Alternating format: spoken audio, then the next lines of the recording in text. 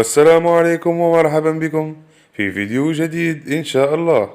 إن لم تكن مشترك في القناة فاشترك لدعمنا وتشجيعنا. إذا تمكن أعوان الرقابة بولاية البليدة بعد عملية مداهمة يوم أمس رفقة عناصر الدرك الوطني لبلدية وادي العلي، عثروا على أحد المستودعات كان يقوم صاحبه بتقطيع أكياس الحليب المبستر والمدعم وملئه في براميل من أجل تحويله إلى مشتقات الحليب كاللبن وغيره. المعني هو نفسه موزع الحليب، وأسفرت هذه العملية على حجز كمية تقدر ب 2855 لتر، منها 1880 لتر كانت موضوعة في براميل و975 كيس